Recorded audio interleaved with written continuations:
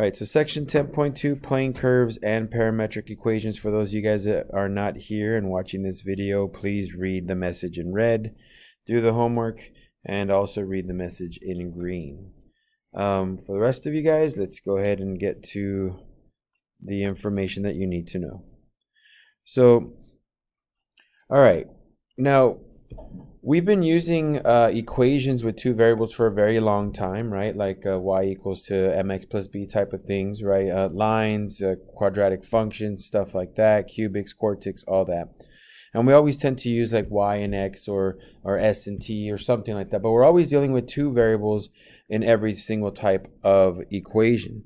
So those are called rectangular equations, okay? So let me write that down right here. So this is what we've been dealing with up to now. These are rectangular equations. You could say that they're equations that use only two variables. So that's basically been everything you've done up to now, right? Since you've been doing algebra 1, pre-algebra, that type of stuff, you've always used two equations. Usually it's y and x, but sometimes we change the variables, okay?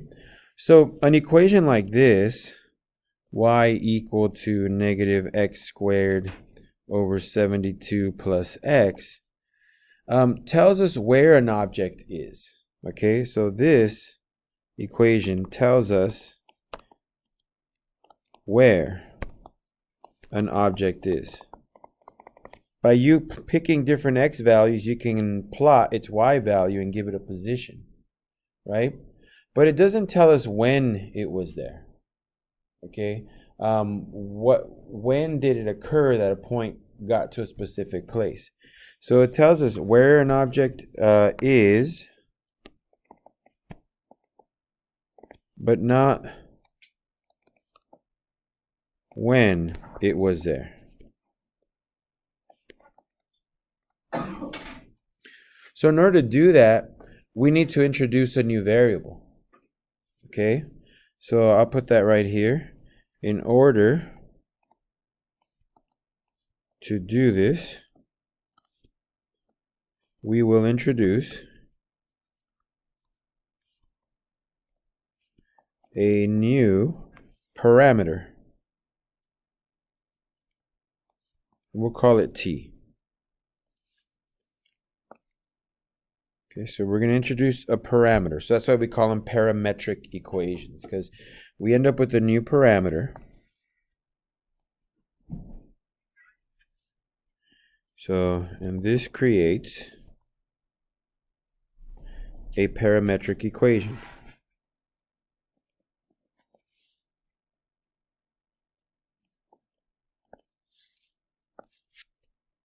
Parametric equation is what we're going to be dealing with.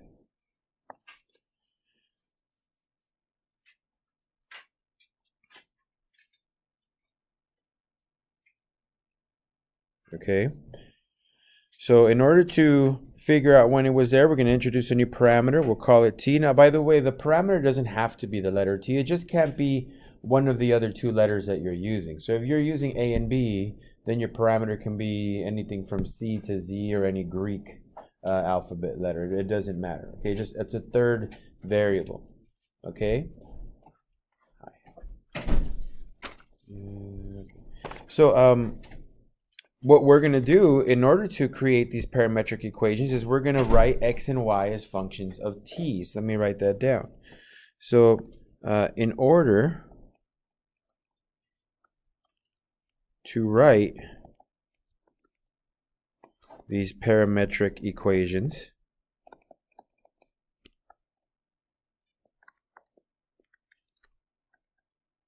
we will write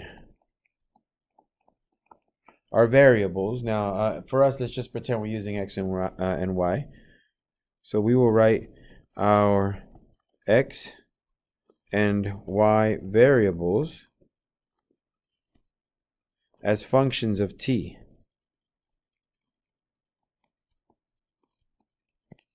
In other words, we're going to write x of t and y of t.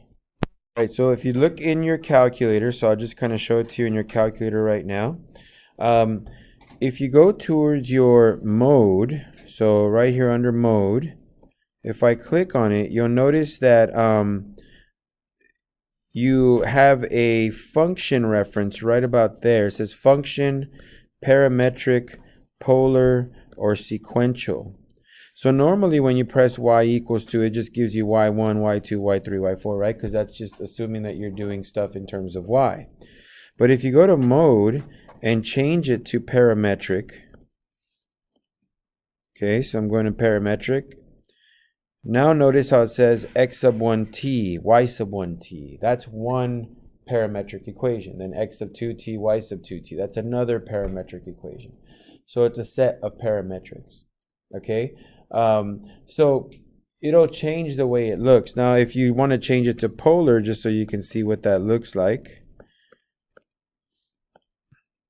and hit y equals to, notice it says r equals to, because I don't know if you guys remember, we did polar equations in trig, but when you do polars, you get r theta. That's your point, r theta. So r is your equation and theta is the variable that it uses, right?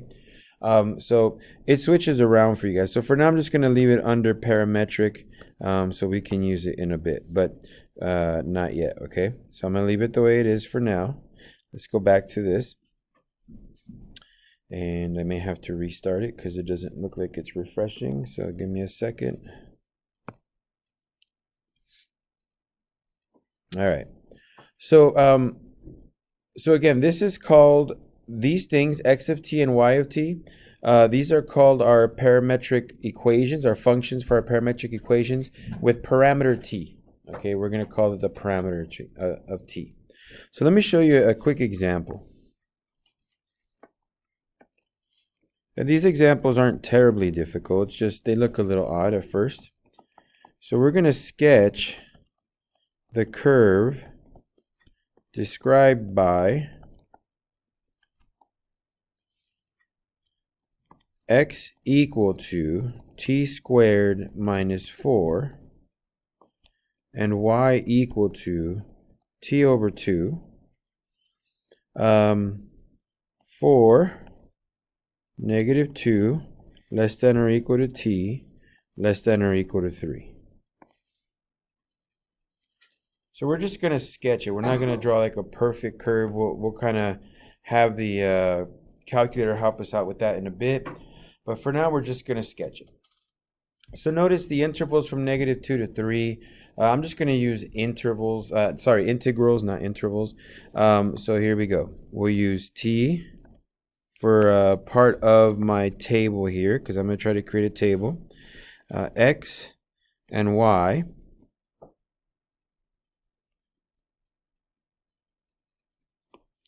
And let me start off with a negative 2, then a negative 1, a 0, a 1, a 2, and a 3.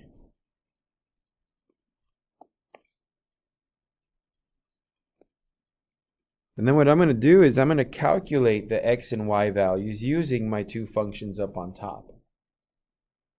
Okay? So if if t is negative 2, then what is x going to equal? 1. Check again. 0, right? 0. And what about my y? Negative 1. All right. Well, if x is negative 1, if t is negative 1, then x comes out as negative 3. And y would be a negative half. If I plug in a 0 for t, I get negative 4, and y is 0. If I plug in a 1, I end up with a negative 3, and my y would be a positive half. If I plug in a 2, I get a 0 and a 1. And if I plug in a 3, I end up with 5 and a 3 halves. Okay, so I got to sketch this thing. So let me go ahead and create a little graph here.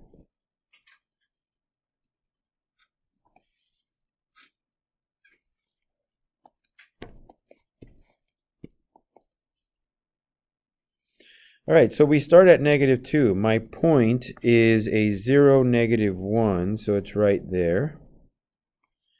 Okay, and then the next one is a -3, -1/2, so -3, -1/2. Then it's a -4, 0. Then a -3/2, a 0, 1, and a 5, 3/2.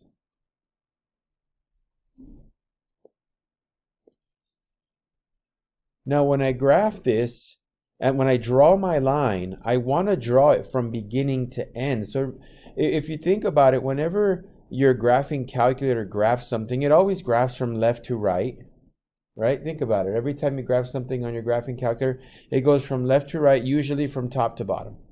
Okay, but not always. The graph might actually start off from the bottom up, but usually it tries to draw the stuff from left to right, from top to bottom. Okay. Whenever you graph a parametric function, it actually graphs it from beginning to end. So in other words, when you were to graph this, it would start here and go around this way.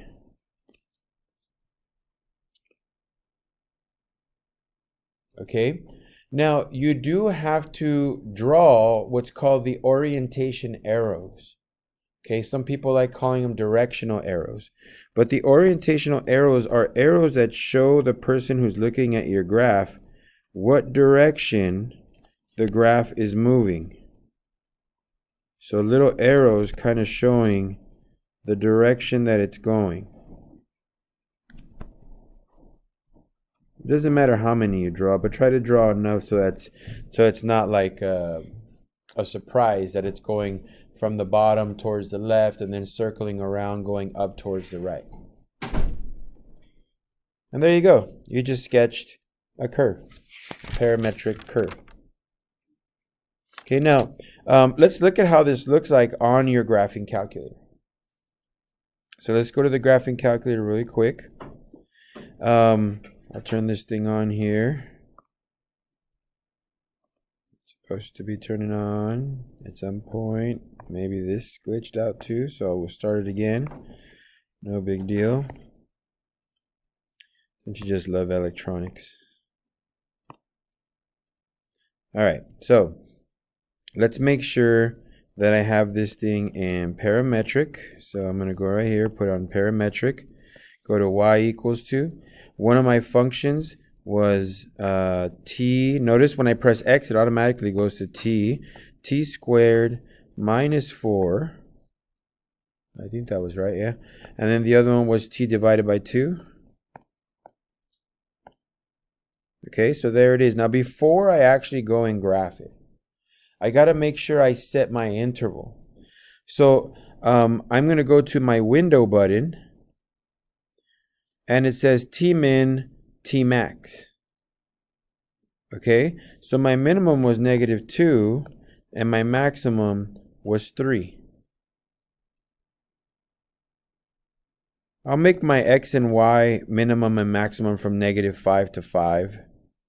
Okay, so I'll do -5 to 5, and I'll do the same with the other one, -5 to 5. Oops, hold on. My x scale should just be, I think, 1. Give me a second. Yeah, I put it in the wrong place. My x scale should be 1, -5 to 5. So again, I'm going to just show you this window area here. So my Tmin was -2. My Tmax was 3 because that was my interval they gave me.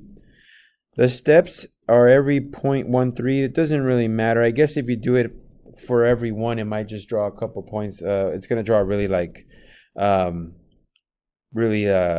straight. Right now, I'll show it to you what happens with it. My x min and max is from -5 to 5 with the scale being 1, and my y min is -5 to 5 with my scale being 1. So I'm going to hit graph, and notice how I graphed it from the bottom and then it went up to the right.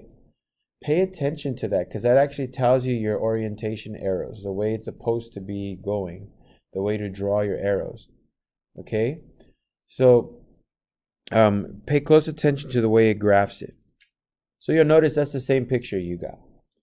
Now, if I go back to window set, and let me put this to like 1, my t-step equal to 1. And then let me graph it. It draws it a lot faster, okay? So when you do it like 1, then you're going to notice it's going to take a lot less time to actually draw it. To your t-step. Does it give you an error? Check right here where it says y equal to. Is one of your plot values black? Oh, let me go and check really quick on yours.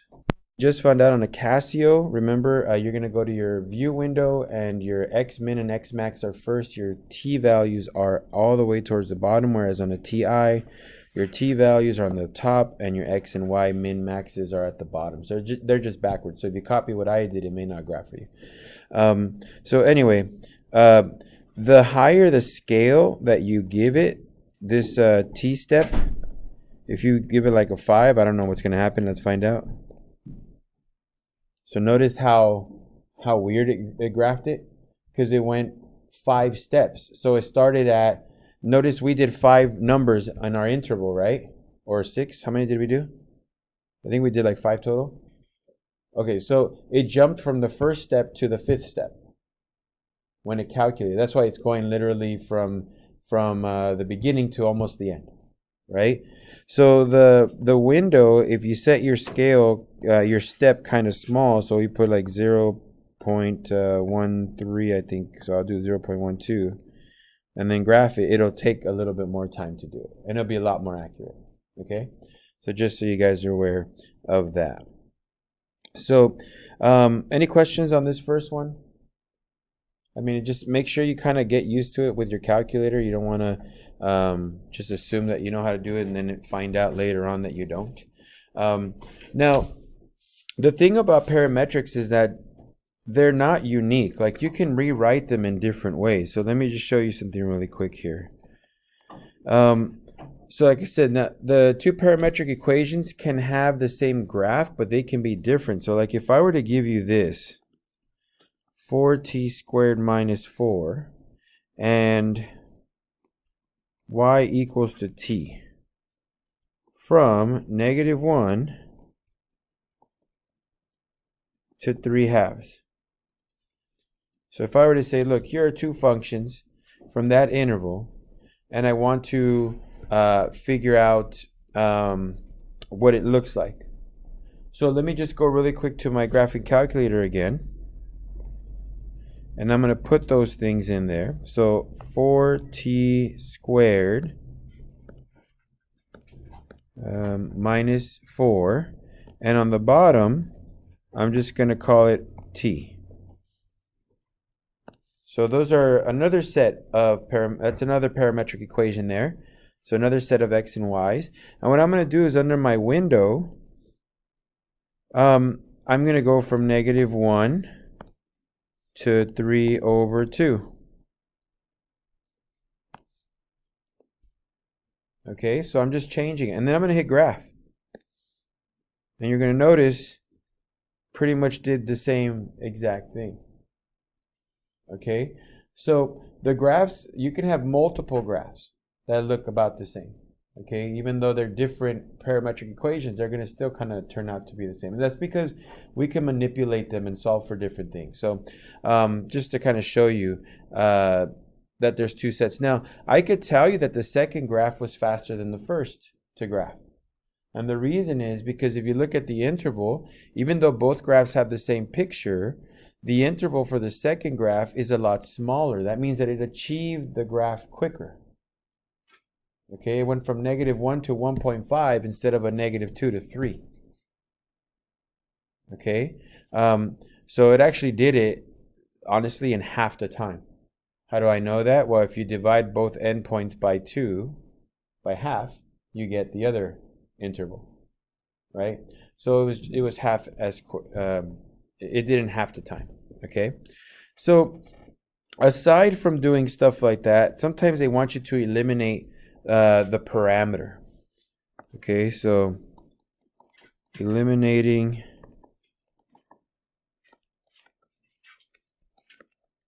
the parameters. So sometimes people don't want to graph using parametrics. So what they'd rather do is rewrite the parametric function in a way that it looks rectangular again. So in order to eliminate the parameter, there's I guess you could say 4 steps to it, I guess total. So the first thing you're going to want to do, yikes, is have some parametric equations, right? So you're going to start with parametric equations. So I'll just kind of show you here. X equal to t squared minus 4 and y equal to t over 2. That's what we started with the very first equation. Okay, from there, you're going to want to solve for t.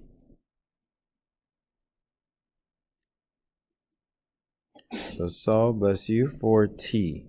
Now, in order to solve for t, you're going to pick one of those two. So if you look, the x one is a little difficult to solve for t because you get plus or minus square root of x plus 4.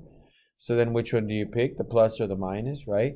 Whereas for y equal to t over 2, I can do that pretty easy. Y equal to t over 2 gives me t equal to 2y. Right, so I solve for t. Your next step is to substitute back in.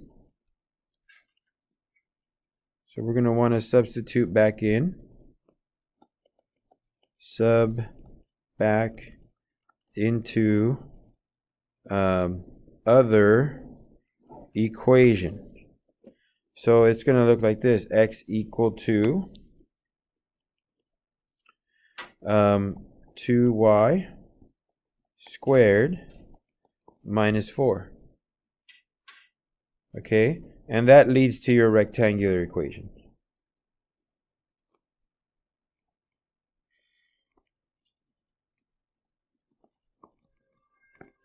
Which would look like this. X equal to 4y squared minus 4. And then a lot of people say, oh, well, I can graph that. That's just a quadratic function that opens to the right. Right? And then if we give you an interval, then you just adapt the interval based on that. Okay? So people sometimes say, well, how the heck do I adapt an interval? Well, let's remember what the interval was for this problem. It was a -2 less than or equal to t less than or equal to 3, right? But t is 2y. So -2 less than or equal to 2y less than or equal to 3. Right? So now if you divide by 2, you get -1 less than or equal to y less than or equal to 3 halves. So in other words, when you graph the function, okay, when you graph this function, you're only going to graph it, let me just kind of do this really quick, in between -1, so I'm kind of like marking off what you shouldn't graph. Okay, so you would only graph it between -1 and 3 halves.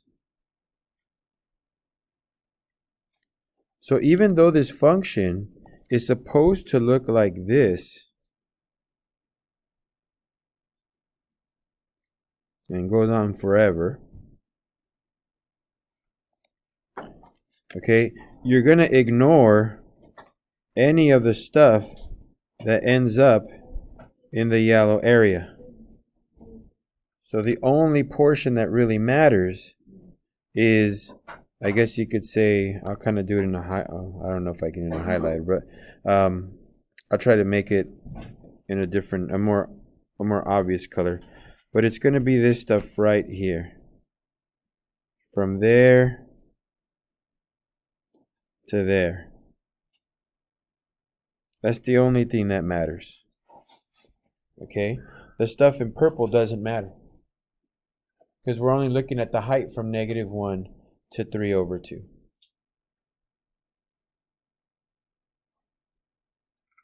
Does that make sense?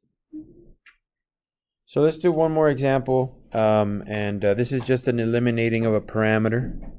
So example number 2. sketch the curve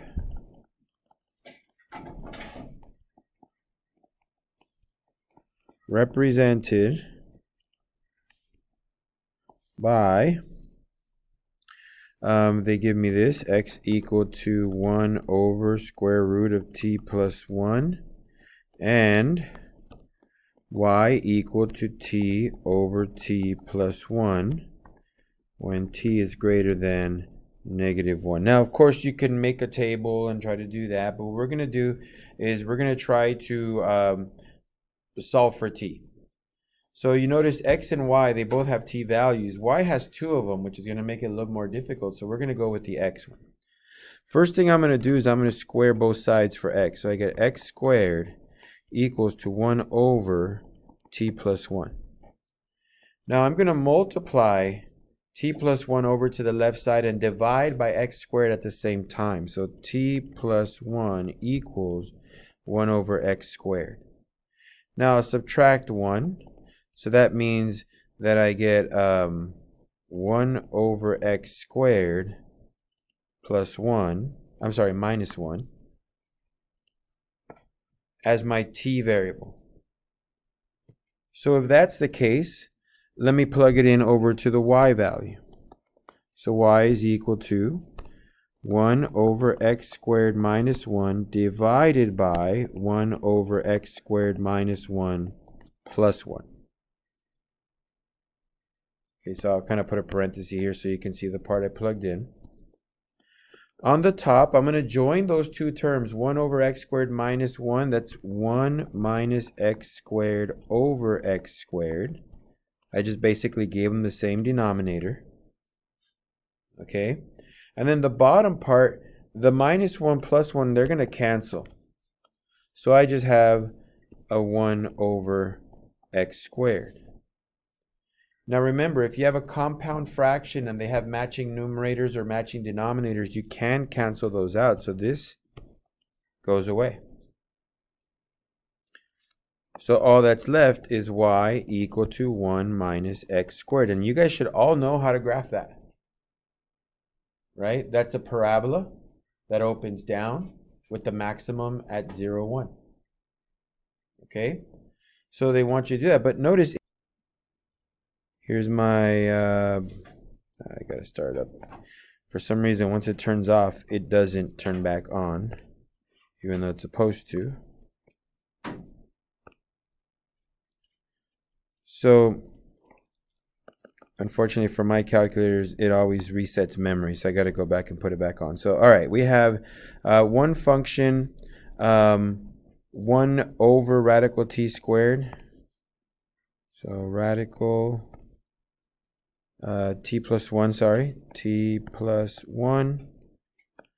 And then the other function is t divided by t plus 1.